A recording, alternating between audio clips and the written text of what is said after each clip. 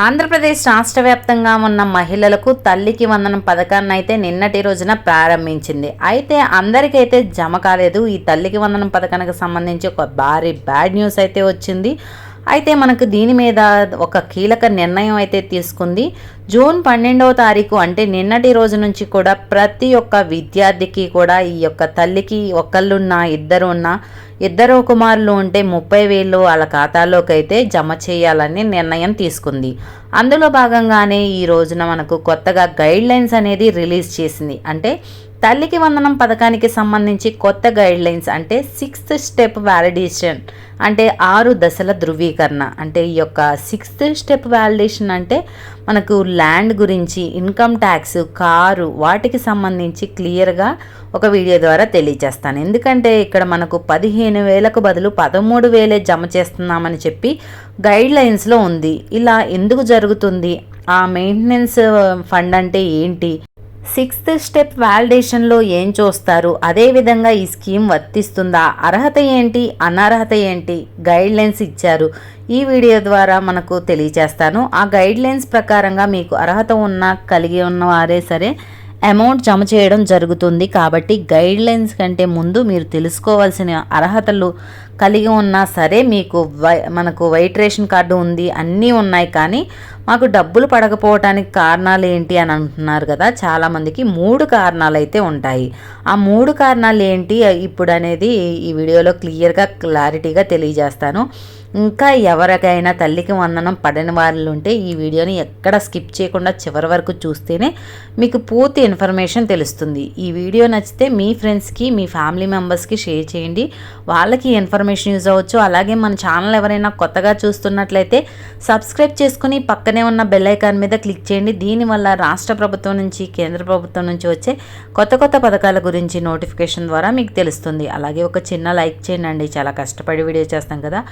మీరు చేసే ఒక చిన్న లైక్ వల్ల మాకు చాలా ఎంకరేజింగ్గా ఉండి కొత్త అప్డేట్స్ అనేవి చెప్పగలుగుతాం. ఇక వివరాల్లోకి వెళ్తే ఆంధ్రప్రదేశ్ రాష్ట్ర వ్యాప్తంగా ఉన్న మహిళలందరికీ కూడా నిన్నటి రోజున తల్లికి వందనం పథకాన్ని ప్రారంభించి వాళ్ళ ఖాతాల్లోకి జమ చేయడం జరుగుతుంది. అయితే చాలామందికి అయితే డబ్బులు జమ కావట్లేదు. దానికి కారణం ఏంటో ఇప్పుడు ఈ వీడియోలో తెలుసుకుందాం. అందులో మొదటి కారణం వచ్చేసి విద్యార్థి ఎవరైతే స్టూడెంట్ ఉంటారో ఆ విద్యార్థి అలానే మదరు హౌస్ హోల్డ్ మ్యాపింగ్ అనేది తప్పనిసరిగా ఉండాలి. ఇది ఎందుకు చెప్తున్నానంటే ఎప్పటికీ కూడా చాలా అంటే విద్యార్థులు ఎవరైతే తల్లికి వందనం పథకానికి అర్హత కలిగి ఉన్నారో వాళ్ళు ఇప్పటికీ కూడా హౌస్ హోల్డ్ మ్యాపింగ్లో చాలామంది లేరు. నేను చెప్పాను చాలా వీడియోలో హౌస్ హోల్డ్ మ్యాపింగ్ అనేది ఖచ్చితంగా ఉండాలి. చదువుతున్న పిల్లలకి మీకు అనేది మనకు జాయిన్ చేసి యాడ్ చేయండి. సచివాలయాల్లో చేస్తారు. మీరు ఓన్గా కూడా ఫోన్లో చేసుకోవచ్చని నేను చెప్పాను. చాలామంది చేసుకున్నారు. ఇప్పటికే అవకాశం ఉంది. మీకు ఒక లింక్ ఉంటుంది, డిస్క్రిప్షన్లో ఇస్తాను. మీరు ఆ లింక్ ఓపెన్ చేసి మీరే స్వయంగా యాడ్ చేసుకోవచ్చు. విద్యార్థులు మరియు తల్లి ఎవరైతే ఉన్నారో వాళ్ళిద్దరూ కూడా హౌస్ హోల్డ్ మ్యాపింగ్లో ఉండాలి. ఇప్పుడు ఏం చెప్తున్నానంటే చాలామంది పిల్లలు హౌస్ హోల్డ్ మ్యాపింగ్లో లేరు. అలా లేకపోవటం వల్లే వాళ్ళకి డబ్బులు పడట్లేదు అంటున్నారు. ఎందుకంటే ప్రభుత్వం ఆల్రెడీ ఇంతకుముందు కొన్ని సర్క్యులర్ అయితే రిలీజ్ చేసింది. హౌస్ హోల్డ్ మ్యాపింగ్ ప్రకారం సంక్షేమ పథకాలు వర్తిస్తాయి. సంక్షేమ పథకాలు వర్తించాలంటే తప్పనిసరిగా హౌస్ హోల్డ్ మ్యాపింగ్లో ఉండి తీరాల్సిందే. దాని మీదే మీకు ఆధారపడి ఉంటుందని ఒక వీడియోలో కూడా చెప్పాను. అర్థం చేసుకోవాల్సిన విషయం ఏంటంటే మీ యొక్క పిల్లలు 2 ఉన్నా, 3 ఉన్నా, ఎంతమంది ఉన్నా కూడా మీరు సొంతంగా కూడా యాడ్ చేసుకోవచ్చు. దయచేసి ఇప్పటికైనా మీ పిల్లల్ని హౌస్ హోల్డ్ మ్యాపింగ్లో యాడ్ చేసుకోండి. గైడ్ లైన్స్ ప్రకారంగా ఇన్ని అర్హతలు కలిగి ఉన్నా కూడా మీరు ఈ యొక్క హౌస్ హోల్డ్ మ్యాపింగ్లో లేకపోవటం వల్ల పిల్లలకు తల్లికి వందనం కోల్పోతారు. ప్రతి విద్యార్థికి కూడా 15,000 రూపాయలు అనేది కోల్పోతారు. అలాగే రేషన్ కార్డు కలిగి ఉండాలి. పిల్లలు కూడా రేషన్ కార్డులో ఉండాలి, హౌస్ హోల్డ్ మ్యాపింగ్లో ఉండాలి. ఒకసారి క్రాస్ చెక్ చేసుకోండి. మీ పిల్లలు హౌస్ హోల్డ్ మ్యాపింగ్లో ఉన్నారా, రేషన్ కార్డులో ఉన్నారా లేదా? మీకు తెలియకపోతే మీరు దగ్గరలో ఉన్న గ్రామ వార్డు సచివాలయాలకు వెళ్తే అక్కడ తెలియజేస్తారు. పిల్లలు హౌస్ హోల్డ్ మ్యాపింగ్లో ఉన్నారా లేదా? పిల్లలు మరియు ఫ్యామిలీ మొత్తం కూడా రేషన్ కార్డు కలిగి ఉండాలి. ఎందుకంటే రేషన్ కార్డు కలిగి ఉందా లేదా అనేది గైడ్ లైన్స్లో ఉంది. రేషన్ కార్డులో పిల్లలు ఉండాలి, హౌస్ హోల్డ్ మ్యాపింగ్లో ఉండాలి. ఇది మొదటి కండిషన్. ఇలా ఉంటే మీకు అర్హత కలిగి ఉన్నట్లు. అంటే మీరు అన్ని అర్హతలు కలిగి ఉన్న డబ్బులు పడగొట్టడానికి ఉంటుంది కదా కారణం, అందులో ఇది ఒకటి అనమాట. ఇంకా రెండవది చూసుకుంటే ఈకేవైసీ. తల్లి యొక్క ఈకేవైసీ అనేది ఖచ్చితంగా అయి ఉండాలి. వాళ్ళ పిల్లలు ఎవరైతే ఉన్నారో వాళ్ళకు కూడా ఈకేవైసీ అనేది కంపల్సరీ. ఎవరైతే తల్లి ఉన్నారో తల్లికి ఖచ్చితంగా ఈకేవైసీ అయి ఉండాలి. ఇంతకు ముందు కూడా అమ్మఒడి వేసే సమయంలో కూడా పేమెంట్ చేసేటప్పుడు మనం ఈకేవైసీ చేసేవాళ్ళం, పేమెంట్ చేసిన తర్వాత కూడా ఈకేవైసీ చేసేవాళ్ళం. ఒకసారి డబ్బులు పడకముందు తర్వాత డబ్బులు పడిన తర్వాత మనకు ఎందుకంటే తల్లి బ్రతికే ఉన్నారు, తల్లి ఎలిజిబిలిటీగానే ఉంది మనకి అని చెప్పడానికి ఈకేవైసీ డబ్బులు అనేవి ఎటు తప్పుదోవ పడకుండా ఉండటానికి తల్లికి వందనం పథకానికి కావచ్చు, అమ్మఒడి పథకానికి కావచ్చు, తప్పుదోవ పట్టకుండా ఉండటానికి ఖచ్చితంగా తల్లి పిల్లవాడికి తల్లి అకౌంట్లోనే డబ్బులు పడాలి. మళ్ళీ చెప్తున్నాను, తల్లి మరణించినట్లయితే తండ్రిని మనకు గార్డియన్గా పెడతారు, లేదా తాతగారు, అమ్మమ్మ గారు, నాన్నమ్మ గారు ఇలా ఎవరైనా కావచ్చు గార్డియన్గా పెడతారో వాళ్ళకు కూడా ఈ డబ్బులు జమ అవుతాయి కాబట్టి వాళ్ళకు కూడా ఈకేవైసీ అయ్యి ఉండాలి. ఎవరికైతే డబ్బులు పడతాయో వాళ్ళకు కూడా ఖచ్చితంగా ఈకేవైసీ అయ్యి ఉండాలి. మదర్ అంటే మనకు తల్లి బ్రతికే ఉంటే ఖచ్చితంగా తల్లికి ఈకేవైసీ అయ్యి ఉండాలి. మీరు ఓన్గా కూడా చేసుకోవచ్చు, డిస్క్రిప్షన్లో లింక్ ఇస్తాను. మీరు హౌస్ హోల్డ్ మ్యాపింగ్లో ఉన్నారో లేదో చెక్ చేసుకోవచ్చు. మీ పిల్లలు మీరు స్వయంగా యాడ్ చేసుకోవచ్చు.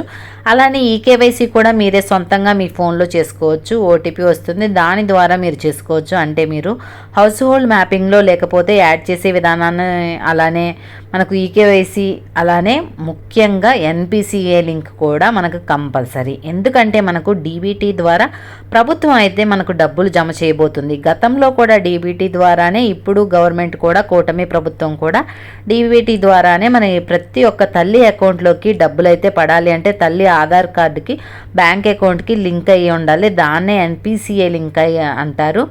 ఎందుకు ఇన్నిసార్లు చెప్పాల్సి వచ్చింది అంటే మనం అనుకుంటాం నాకు రేషన్ కార్డు ఉంది, అన్ని అర్హతలు ఉన్నాయి, నేను ఇన్కమ్ ట్యాక్స్ కట్టట్లేదు, నాకు కార్ లేదు, ఇవన్నీ లేవు కదా, నాకు అర్హత ఉంది అయినా కూడా నాకు డబ్బులు పడట్లేదు అనుకుంటే అర్హత కలిగి ఉన్నారు. కానీ మీ అకౌంట్లో డబ్బులు పడాలంటే మీరు మీ పిల్లల హౌస్ హోల్డ్ మ్యాపింగ్లో ఉండాలి, లేదా ఈకేవైసీ చేసుకుని ఉండాలి, ఎలిజిబిలిటీ లిస్ట్లో ఉండాలి. అంటే ఖచ్చితంగా కూడా ఇవన్నీ అయి ఉండాలి.